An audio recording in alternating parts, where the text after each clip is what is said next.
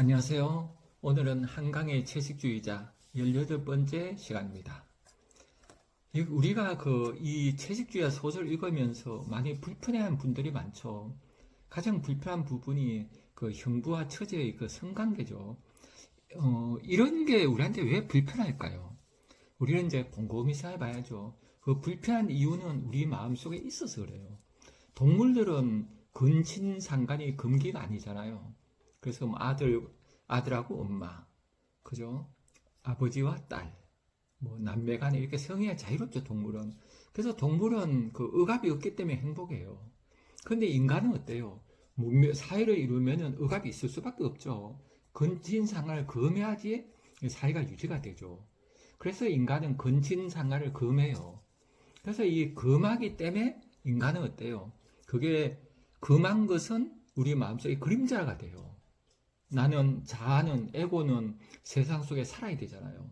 근데 세상 속에 살아야 되는데 받아들일 수 없는 게 있잖아요. 근친상간. 이거는 우리가 금하게 돼요. 그래서 우리 마음속에 어두운 그림자가 되거든요. 그러니까 어두운 그림자가 쌓여있으면 어떨까요, 이게? 나중에는 악마가 되어 나타나요.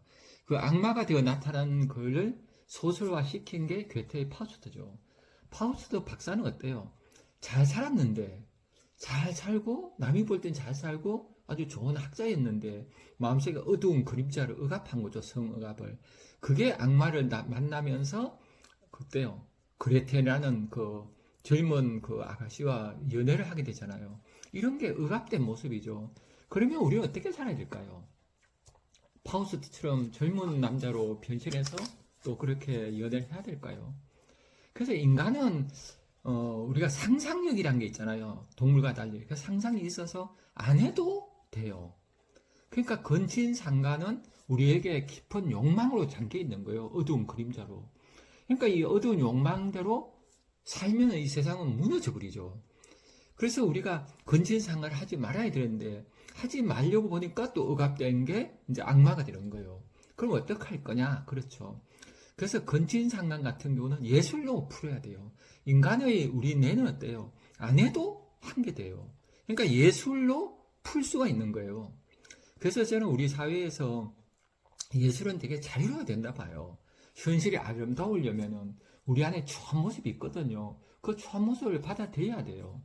근데 그걸 현실에서 받아들일 수 없잖아요. 그래서 예술로 받아들이는 거죠. 그래서 한강 소설에서 형부와 처제가 성관계하는 이런 부분을 우리가 읽으면서 어때요? 혐오감이 일 거예요. 그죠? 많은 사람들이 거부감이 일고 불편하겠죠. 그러나 그게 내 안에 있어서 그래요. 우리는 내 안에 없는 거는 밖에 나타나지 않아요. 우리가 밖에 멋있는 사람이 보이는 거는 그 사람 요소가 내 안에 있어서 그래요. 그럴 때는 그 사람처럼 되려고 노력해야 되죠. 또 혐오심이 있으면 그게 내 안에 있기 때문에 그렇죠. 이 혐오심을 인정을 해야 돼요. 근데 받아들이면 힘들잖아요. 그래서 예술로 받아들여야죠. 그래서 근친상간에 나오는 채식주의에서 이런 논란들을 저는 함께 보면서 이렇게 풀어야 되지. 이거를 금하면은 더 이제 무서워져요. 그게 금의 억압이 되거든요. 억압된 에너지는 나중에 악마가 되어 나타나는 거예요. 그래서 이게 무서워져요. 그러니까 현실이 아름다우려면은 예술은 무한히 자유로워져야죠. 우리 영혼이 자유로워야지 영혼이 이제 맑아지는 거예요. 그래서 우리가 니체가 그런 얘기했죠. 인간은 행복조차 배워야 하는 짐승이다. 왜 행복을 배워야 하는가 하면은 동물은 행복해요. 왜 행복할까요? 본능대로 살기 때문에요. 배부르면 만족해요. 그죠? 졸리면 자요. 그죠? 또 그죠? 대변을 보고 싶다. 그러면 보잖아요. 그죠? 근데 사람은 못 거리잖아요. 그래서 이 금기가 있어서 인간은 어때요? 억압돼요. 억압된 게 있으면 마음이 편치를 안 해요. 그래서 억압된 거 어떻게 해소를 시켜야 되는데 현실에서 해소시키는 힘들잖아요. 그리스인 조르바 같은 경우는 조르바는 현실에서 풀잖아요. 자유롭게. 먹고 싶으면 왕창 먹어버리죠. 이렇게 해서 또 자유롭게 연애도 하고 이렇게 해서 현실에 자유로워요. 근데 조르바도 어때요? 소설 속의 인물이죠. 현실의 인물을 소설을 했다 그러지만 어쨌거나 소설의 인물이에요. 그래 우리가 소설 속에서는 그렇게 해요. 그럼 현실에서 우리가 그렇게 할 사람이 얼마나 되겠어요. 그러나 그리스도인 조르바를 읽으면서 우리는 무한한 자유를 느낄 수가 있죠. 실제 그렇게 안 해도 그 소설 읽으면서 간접 체험하면 우리 뇌는 어때요? 한 것이 돼요. 그래서 인간의 예술이 위대한 거예요. 현실을 아름답게 살려면 우리가 내 욕망을 예술로 다 성화시켜야 돼요. 다 풀어야 돼요. 그러면 인간은 행복해요. 저는 니체가 말한 인간은 행복주다 배워야 한다. 바로 이 부분을 봐요. 행복해야 돼요. 행복해야 되는데 왜 불행해요, 인간이? 억압돼서 그래요. 억압된 게 불안해요. 뭔가 그냥 살아도 산 것 같지 않고 괜히 죄의식을 느끼고 뭔가 그죠? 불안해요. 편칠하네요. 그래서 예술로 이제 풀어야 돼요. 그래서 예술로 이렇게 풀었다면 어때요? 이게 나오는 인물들이 막 이혼하고 안 그랬겠죠. 불행에 빠지지 않았겠죠. 그리고 이 불행에 빠진 거는 이 금기를 예술 생활을 못했죠. 그러나 우리는 이게 소설이니까 이걸 읽으면서 그 예술적인 이런 힘에 의해서 우리가 그 우리 안에 억압된 모습을 보죠. 아, 형부하고 첫 섹스해? 불편해. 그게 내 모습이에요. 알아차려야 돼요. 그러면은 알아차리고 무심히 바라보는 거예요. 그러면 우리 안에는 뭐가 있어요? 셀프가 있죠. 참나. 무한한 힘이 있죠. 신적인 힘이 있어요. 그 힘이 해결해줘요. 이거를 기독교에서는 저는 하느님께서 역사하신다고 한다고 생각해요. 그리고 동양 같으면 노자는 무의, 무불이 그죠. 무의, 하지 말아라. 근데 못하는 게 없다. 그냥 가만 놔두면 되는 거예요. 근데 그 죄의식 때문에 막 괴로워하면 이게 악마가 되는 거예요. 그래서 저는 예술이 무한히 자유롭고 그 예술을 통해서 우리가 토론하고 10대한테도 그 많은 게 아니라 함께 무한히 토론해봤으면 좋겠어요. 그 토론 결과 위험하다. 그러면 다음에 또 할 수도 있겠죠. 그러나 먼저 그 많은 거는 우리 사회의 어떤 그 성숙을 위해서 좋지 않다고 볼 수 있겠죠. 그래서 이렇게 해서 결국은 영애는 어때요? 계속 불행해져요. 불행해지면 어떨까요? 어떻게 해야 돼요? 살 수가 없는데 변해야 돼요. 그래서 이런 말 있잖아요. 궁하면 그죠? 변한다. 궁적변, 변적통. 변해야 돼요. 변한데 뭘로 변해요? 영애가 살기 위해서 나무로 변한 거죠. 이 나무로 변한 부분하고 카프카 변신하고 전 비교해도 재밌을 것 같아요. 카프카 쓴 변신한 소설 있잖아요. 그때 거기서도 그레고르 잠자가 회사원인데 너무 힘들어요. 이 사는 게 너무 힘들어요. 그래서 벌레로 변신하죠. 벌레로 변신하면 우리가 언뜻 생각할 때는 되게 불행해졌다 생각해요. 그러나 그리고 잠자는 벌레가 되어서 어때요? 거꾸로 매달려요, 천장에. 그리고 막 신나해요. 이 부분이 중요하거든요. 그러니까 우리는요, 인간은 끝까지 내 힘이 있다 봐요. 영적인 힘이. 벌레가 되어서라도 사는 거예요. 살기 위해서 벌레가 된 거예요. 그렇게 해서, 그죠. 그런데 사람들 문제를 용납하지 않는 거예요, 가족들이. 변신을, 그죠. 벌레를. 그래서 벌레를 변신하고 그러고 잠자는 괜찮은데, 가족들이 못 견뎌요. 그래서 결국 죽게 되잖아요. 여기서도 영애 같은 경우에 견딜 수 없어서 나무가 되려고 해요. 변신하려고 하죠. 이럴 때 저는 인정을 해야 된다 봐요. 인정하고 영애야 네가 나무가 돼서까지라도 살려고 하는구나. 그러면 어떻게 해야 돼요 우리가? 그러면 우리가 그 나무 되지 말고 우리가 인간으로 살자. 그래서 영애는 어때요? 나무 같은 사람이 될 수 있죠. 강압성하고 먹을 것도 어때요? 절제 있게 먹고 남에게 사랑을 베푸는. 영애의 꿈은 뭐예요? 나무처럼 서로 이렇게 사이좋게 사는 걸 바라잖아요. 근데 실제 나무는 어때요? 사이좋게 안 살죠. 산에 가보면 나무들은 치열한 경쟁이에요. 뿌리에서 좀 물을 서로 먹으려 하고 나무 가지는 햇빛을 많이 받아 싸우고 막 치열한 싸움이에요. 근데 아름다워요. 왜 아름다워요? 멈출 줄 알죠. 햇빛으로 가던 나무가 죽을 때까지 싸우지 않아요. 딱 멈춰요. 그래서 산에 가보면 참 아름다워요. 그죠? 큰 나무가 있으면 옆에 작은 나무가 있는데 서로 이렇게 같이 살아가요. 상생을 해요. 죽을 때까지 싸우지 않아요. 나 뿌리도 그렇죠. 그래서 우리 사회 그 전체를 보면은 상극인데 상승이에요. 상생 상극이 우리 원리잖아요. 그래서 보면은 동물 세계도 언뜻 보면 약육강식으로 보여요. 센 동물이 막 잡아먹는 것 같이 보여요. 근데 잡아먹어도 함부로 막 잡아먹나요?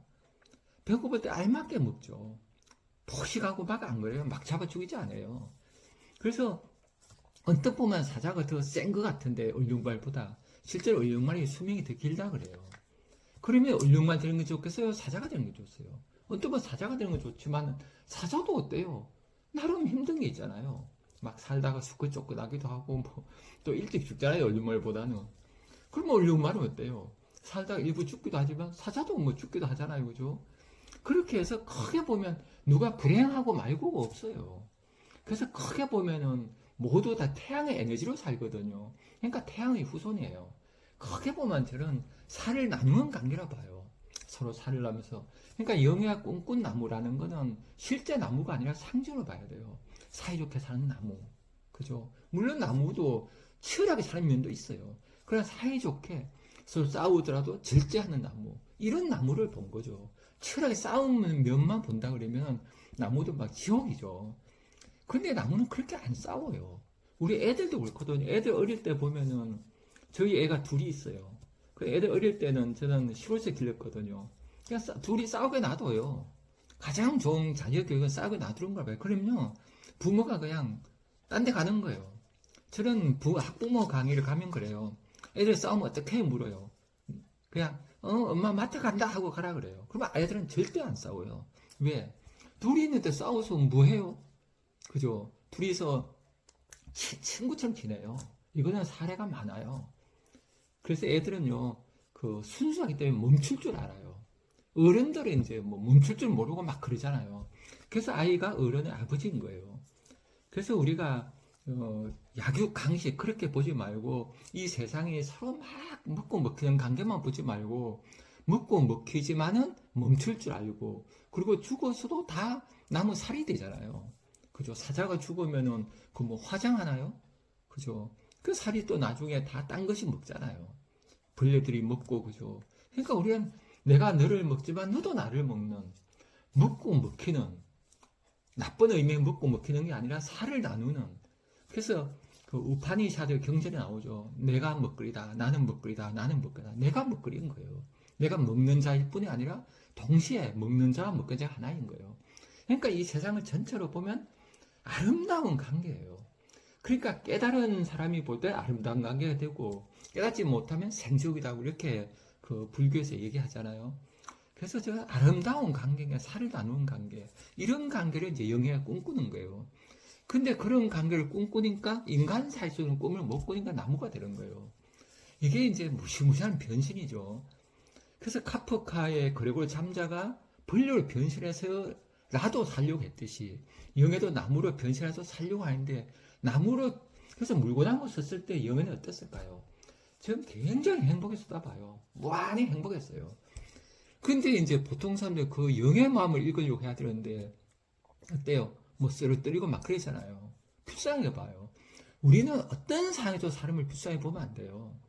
왜 그런가 하면은 사람은 물질의 육체를 가진 존재지만 영혼을 가진 존재잖아요. 가장 힘들 때 영혼이 이제 깨어나요. 그래서 육체가 힘들어도 영혼이 일어나서 더 큰 깨달음으로 가요. 이런 게도 그렇잖아요. 나무를 변신해서 그 힘든 산에서 물고나무 서서 어때요? 아름다운 행복을 누리고 있어요. 저는 그렇게 해서 사람이 사람을 불쌍히 보면 안 된다 봐요. 그래서 우리가 어떤 사람이 어떻게 가더라도 그죠. 저는 전에 그런 적이 있어요. 그 폐주 준 할머니를 우리가 불쌍히 보는 사람도 있잖아요. 절대 불쌍히 보면 안 돼요. 저는 그분들이 이렇게 끌고 갈 때 이렇게 그분들 힘은 들지만 끌고 갈 때의 마음. 그 다음에 그분들이 그죠? 폐주를 이렇게 팔고 오셔서 길가에 담배 한 대 피우시는 걸 봤어요. 그 얼굴은 저는 무한히 행복했다 봐요. 저는 그라면은 그림을 그렸을 것 같아요. 가난한 사람들이 왜 이렇게 안 되는지 몰라. 그랬죠. 그래서 저는 그때 무한히 아름다운 할머니를 봤었어요. 저는 어떤 상황에서 사람 불쌍히 보면 안 돼요. 물론 이제 복지 사회는 해야죠. 너무 돈이 없어서 뭐 아픈데 병원도 못 가. 그건 안 되잖아요. 복지를 해야 되지만은 가난 사람을 불쌍해서 복지하는 게 아니라 함께 살기 위해서 우리가 어려울 때 우리가 어때요? 병원도 가야 되고 배고도 먹어야 되잖아요. 이렇게 해서 아름다운 그 관계, 영예와 꿈꾼 나무 서로 사이좋게 하는 그런 사회를 꿈꾸는 거죠. 그런데 이제 우리가 살다 보면 너무 힘든 것 같아요. 견딜 수 없으면 변신해요. 그래서 우리가 변신 이야기 있잖아요. 그리스 로마 시대에 오비디우스가 쓴 그 변신 이야기 보면 다 변신이에요. 장자도 어때요? 밤에 나비가 되잖아요. 왜 나비가 될까요? 사람은 육체지만은 나는 존재잖아요. 에너지. 그러니까 인간의 영적 존재가 나비로 이제 표현된 거죠. 그러니까 장자는 장자일까요? 나비일까요? 둘 다죠. 장자와 나비를 넘나 이걸 뭘 하라 그러죠. 장자는 물질이 딴 걸로 바뀌는 거예요. 내가 소나무가 되고 이건 애들은 쉽게 되거든요. 애들 보면 어때요? 비가 오면 막 뛰어서 막 비 흉내를 내고 눈이 오면 막 바자바 뛰잖아. 눈이 돼요. 나무 밑에 서면 나무가 되고 애들은 그렇게 쉽게 변신해요. 근데 어른이 이제 변신 못해서 힘든 거예요. 그래서 그 미셸 푸코는 그러잖아요. 너 자신을 발명하라. 그죠? 니체는 어때요? 너 자신을 초극하라 그러잖아요. 우리가 무한히 자신을 변신시켜야 돼요. 들레저 철학자는 그러죠. 접속하라, 창조하라. 저는 아빠예요, 지금. 왜 아빠예요? 우리 각시를 만났기 때문에 나와 우리까지 접속했어요. 그래서 나는 창조가 됐어요. 아빠라는, 남편이라는. 그죠? 이게 나를 창조할 때 어때요? 남을 만나서 창조해요. 그러니까 내 스스로는 아무것도 변신이 안 돼요. 그래서 내가 누굴 만나서 바뀌어요. 그죠? 내가 친구가 되는 것도 친구를 만나기 때문에 친구가 되는 거예요. 어떤 사람이 사장이다. 왜 사장이에요? 사원을 만났기 때문에. 왕은 왜 왕이에요? 백성을 만났기 때문에. 스스로 어떤 존재가 안 돼요.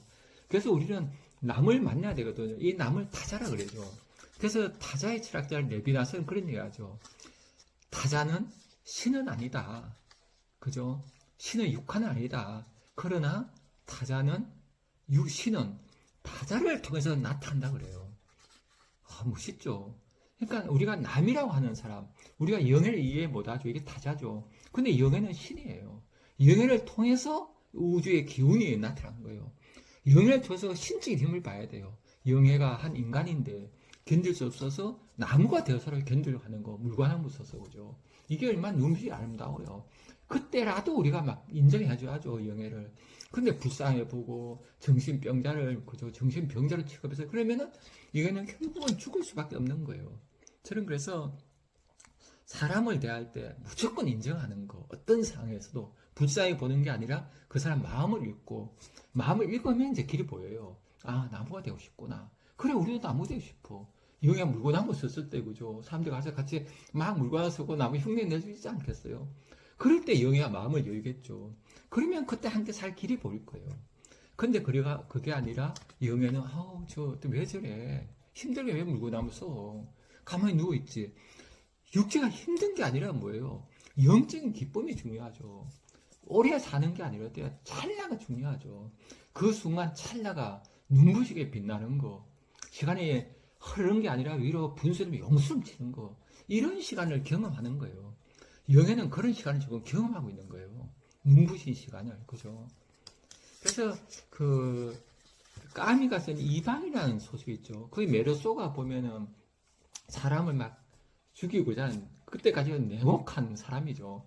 근데 감옥에 들어가서 죽음을 받아들이죠. 사형을 받아들여요. 죽음을 받아들이니까 창밖에 어때요? 창밖에 별이 눈부시게 빛나요. 눈부시게 빛나는 걸 경험해요. 그러니까 죽음을 받아들이니까. 영예는 지금 죽음을 완전히 받아들였잖아요.